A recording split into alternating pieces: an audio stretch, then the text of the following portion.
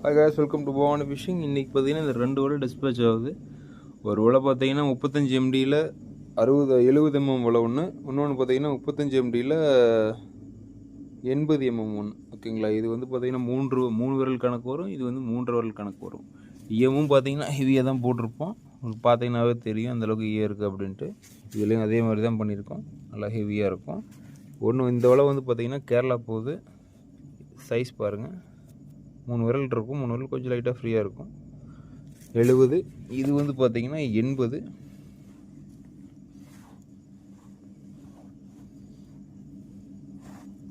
இதில் 4 விரல் கொஞ்சம் டைட்டாக இருக்கும். ஓகேங்களா, இது 80, இது வந்து 70.